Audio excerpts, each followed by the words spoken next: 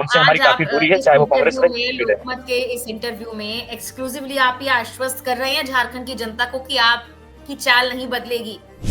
लगातार हम पे प्रेशर भी था कि अकेले चुनाव नहीं लड़ा जाता है। तो उस विषय पे, जेल जाने के विषय में हम माननीय मुख्यमंत्री के प्रति एक झारखंडी होने के नाते सहानुभूति रख सकते हैं, पार्टी में है। बाकी जेएमएम में बेशक कल्पना सोरेन राजनीति में आई हैं, एक प्रभावशाली चेहरा बन के आई हैं, लेकिन वो इसलिए प्रभावशाली बनी चूंकि वो शिबू सोरेन की पुतोहू और मुख्यमंत्री की पत्नी है। आज अभी बड़कागांव का उदाहरण लीजिए, वहाँ 2 वर्षों से लोग धरने पर बैठे हैं। धरने पर इसलिए बैठे हैं कि वो अडानी साहब प्रोजेक्ट लगाना चाहते हैं और गाँव वाले कौड़ी के भाव जमीन देना नहीं चाहते हैं। तो जाहिर सी बात है, बीजेपी अडानी के बहुत करीब है, तो ये जमीन हमारे लिए माँ समान है। तो आज भी अगर मेरा मानना है तो झारखंड में जमीनों की जोरदार लूट है, कॉर्पोरेट इस पर कदर यहाँ हावी है। नमस्कार, स्वागत है आप सभी का लोकमत हिंदी पर। मैं हूं आपके साथ मेघना सचदेवा।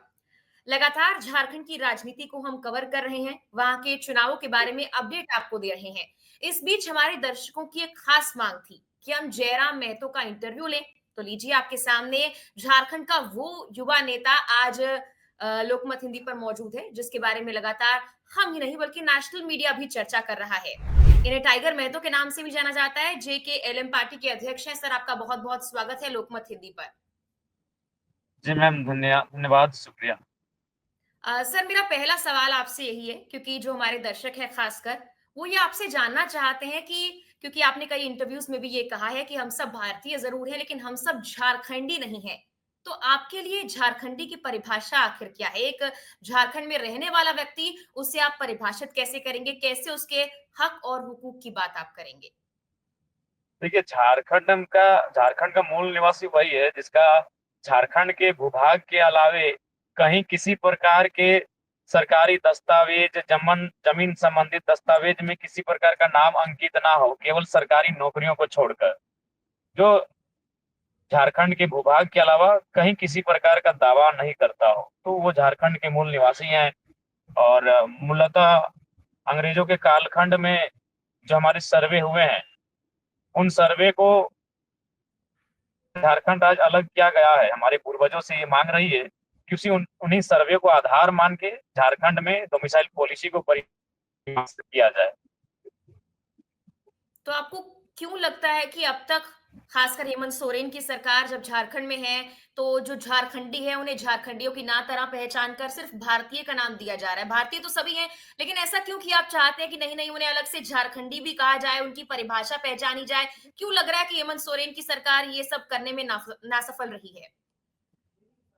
देखिए, केवल हेमंत सोरेन सरकार की विषय, अब तक 24 वर्षों में जितनी सरकारें रही, वे लगातार हम्म। दोषी रहे हैं। क्योंकि देखिए, मैंने जो बातें कही हैं उन बातों पर मैं अभी भी स्टैंड रखता हूं कि हम सभी भारतीय हैं, लेकिन सभी झारखंडी नहीं है। आप बंगाल चले जाइए, वहाँ बंगाल वासियों की अलग आइडेंटिटी है।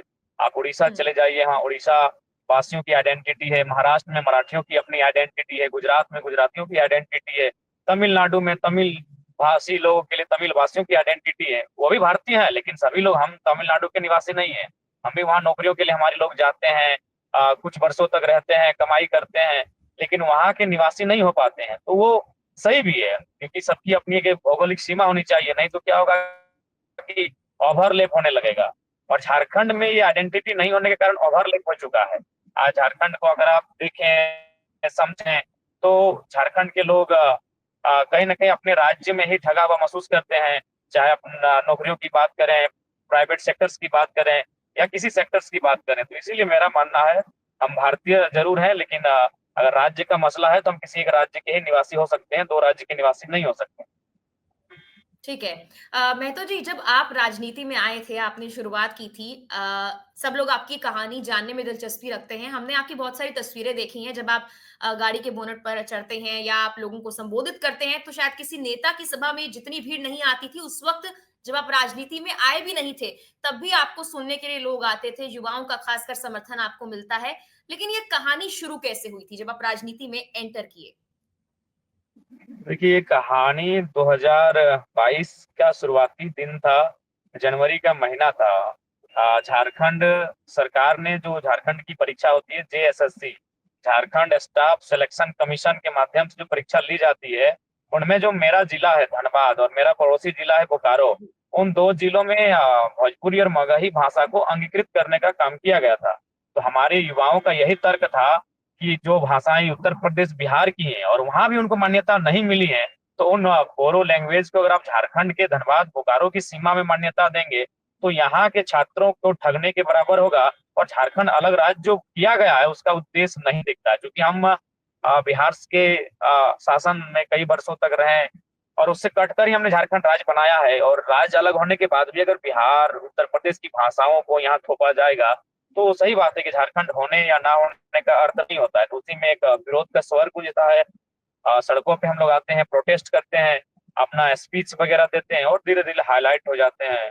और उसके बाद लोग सुनने के लिए आने लगे, सुनते सुनते एक मास हमारे साथ जुड़ने लगा। उसके बाद धीरे धीरे चूंकि झारखंड यानी माइंस का एरिया है, झारखंड मिनरल्स का एरिया है, तो यहाँ लोग जमीन देते हैं, जमीन के बाद और ना नियोजन मिलता है ना मुआवजा मिलता है, तो उन मसलों पे हम आवाज उठाने लगे।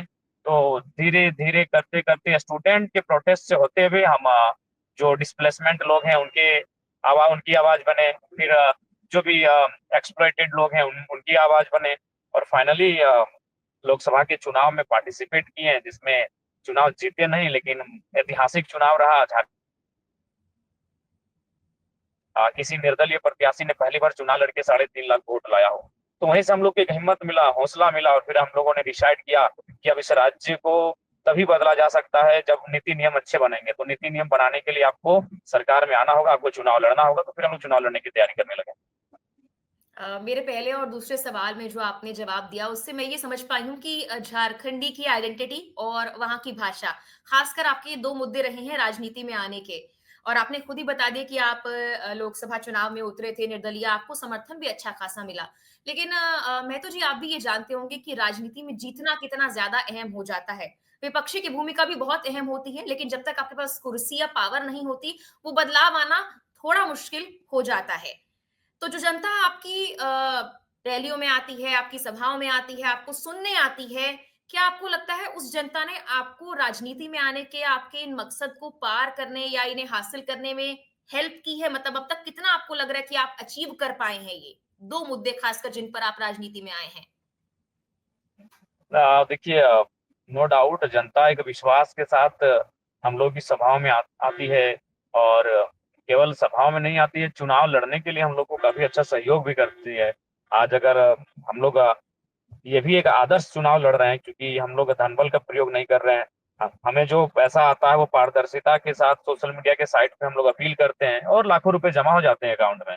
तो जनता का एक सीधा संबंध है, जनता से हम लोग का सीधा संवाद है, और जनता को एक आस है कि 24 वर्षों में झारखंड में जो हुआ नहीं था, अब वास्तव में कहा जाए कि भाई जयराम महतो कर क्या रहा है ना। जयराम महतो एक खास बात यह है कि जो झारखंड 24 साल पहले झारखंड बनने का जो मकसद था और जो सपने थे, उन सपनों को फिर से जिंदा कर रहा है। वो सपने मर चुके थे बीच में।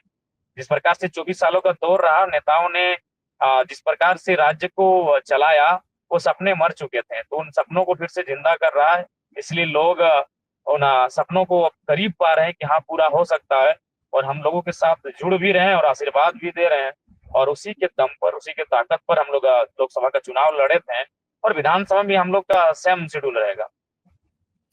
बतौर भारतीय मैं आपको सुन रही हूँ, लेकिन बतौर झारखंडी आप मुझसे बात कर रहे हैं। मैं ये चाहती हूँ कि क्योंकि झारखंड की जनता ही ये ज़्यादातर इस इंटरव्यू को देख रही होगी, आप कोई 5 बड़े मुद्दे बताइए जिनकी इस वक़्त बहुत ज़्यादा ज़रूरत है, जिन पर आप काम करना चाहते हैं, अगर जनता आपको मौका देती है, आपकी पार्टी के मेंबर्स को मौका देती है तो?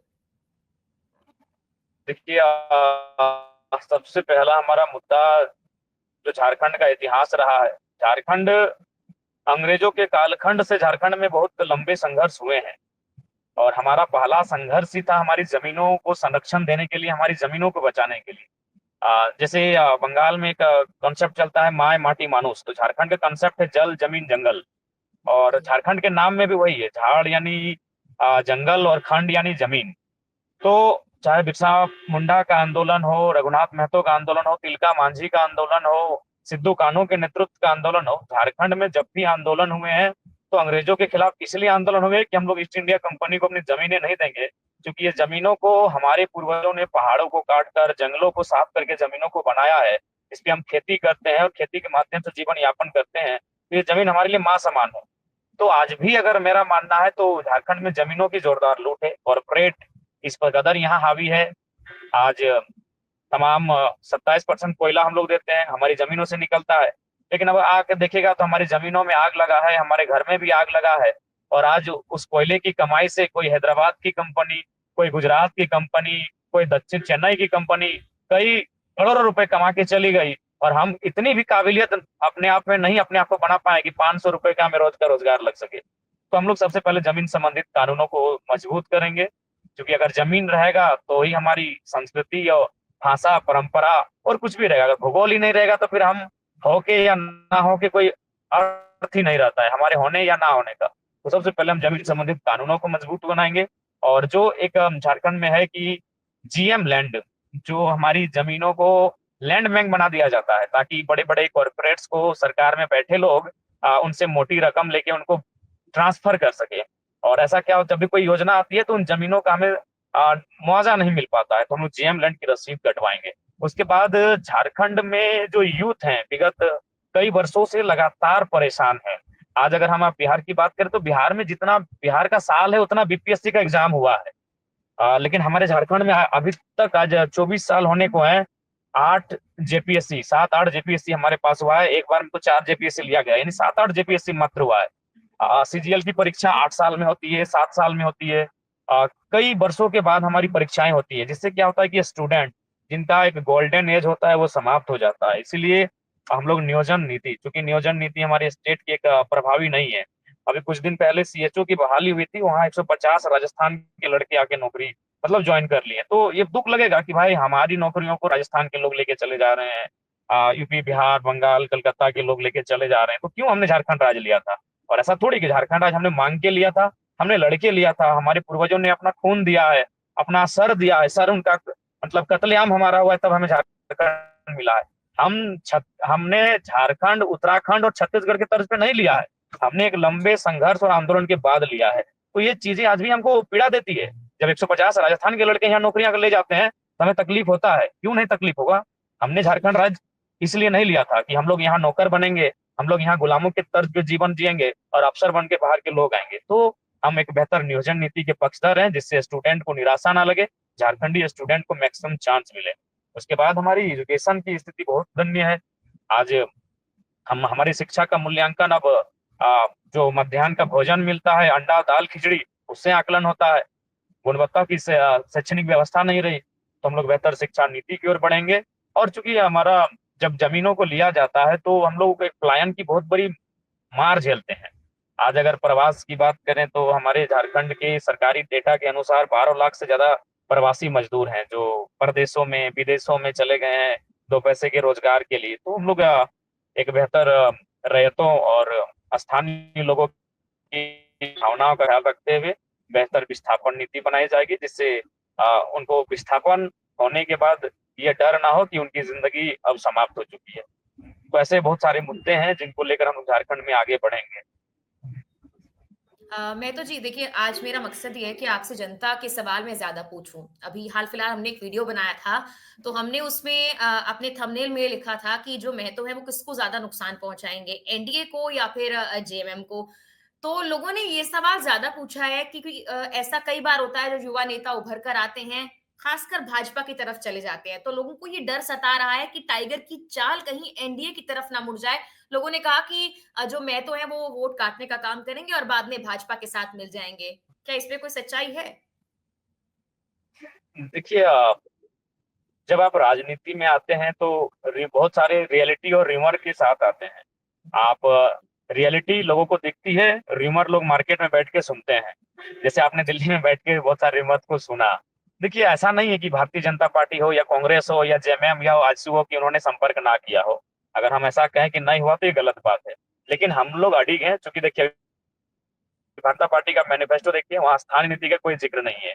जब तक हुँ, इस राज्य में स्थानीय नीति नहीं होगी, कैसे आप स्थानीय लोगों को आगे बढ़ाएंगे? तो लिहाजा जी, उनके जो विचार हैं, जो दिल्ली से जो झारखंड को देखते हैं, उनके देखने के नजरिए को हम पसंद नहीं करते हैं, चाहे वो कांग्रेस हो या भारतीय जनता पार्टी हो। वो दिल्ली से बैठकर केवल हमारी खनिजों का आकलन करते हैं, हमारे मनुष्यों का आकलन नहीं करते हैं।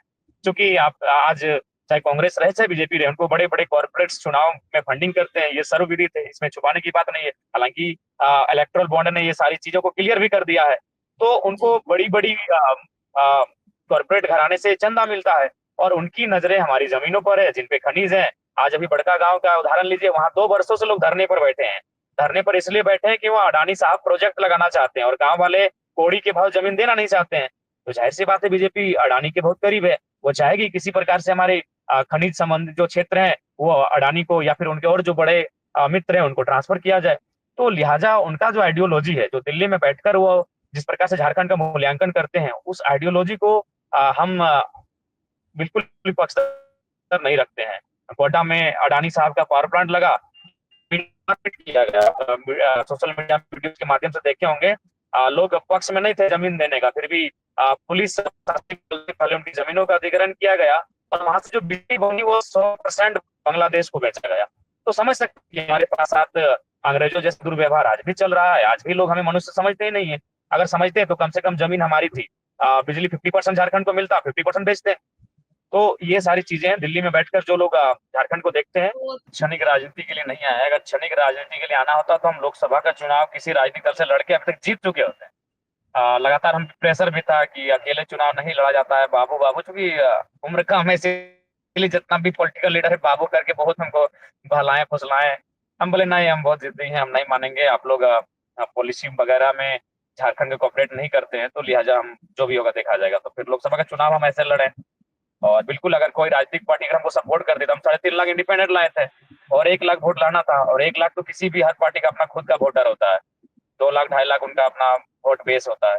तो हम लगभग 6 लाख 7 लाख से वोट ले आते और चुनाव आराम से लोकसभा के अंदर हो जाते। तो फिलहाल हम लोग वो सोच के नहीं आए, हम लोग सोच के आए कि ठहराव की पॉलिटिक्स करेंगे, लंबे समय तक की पॉलिटिक्स करेंगे, ताकि झारखंड की जो बीमारियां हैं उनको एक अच्छी दवा दे सके।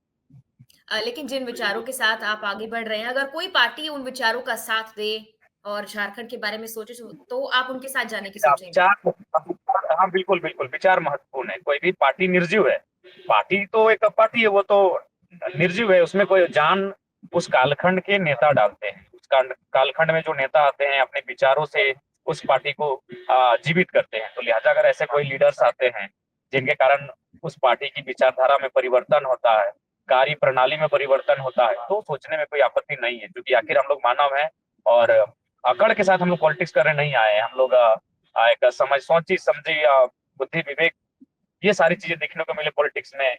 तो ऐसा परिदृश्य अगर देखने को मिला तो हम लोग सोचेंगे। जयराम जी, आप लगातार हेमंत सोरेन पर हमलावर रहते हैं। आपने कई बार उनके बारे में बयान दिए हैं और मैंने वो खूब सुने, काफ़ी वायरल भी हुए हैं कि वो किसी की मानते नहीं हैं, जो वो करना चाहते हैं वही करते हैं। लेकिन वर्तमान में आपको क्या लगता है, क्या कमियाँ, खामियाँ खासकर उनकी पार्टी के कार्यकाल के दौरान रही हैं जब वो सीएम रहे और अब जब सीएम दोबारा से हैं? क्या दिक्कतें आई हैं झारखंड को जिसके चलते आप चुनावी मैदान में उतरे हैं और आपकी पार्टी को जनता को मौका देना चाहिए? देखिए, माननीय मुख्यमंत्री हेमंत सोरेन के कार्यकाल में युवा सबसे ज्यादा असंतुष्ट रहे हैं, युवा सबसे ज्यादा नाखुश रहे हैं। ढंग की एक भी परीक्षा ली नहीं गई है।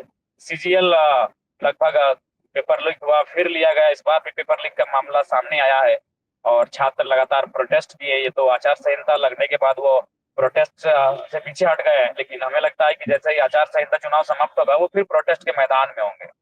और केवल छात्र ही नहीं, जितने भी विभाग हैं, चाहे वो सेविका रहे, सहायिका रहे, आंगनबाड़ी में कार्य करने वाली दीदी लोग रहे, पोषण सखी रहे, जल सहिया, स्वास्थ्य सहिया, पारा शिक्षक तथा अन्य अनुबंध कर्मी जितने भी हैं वो लगातार प्रोटेस्ट कर रहे हैं।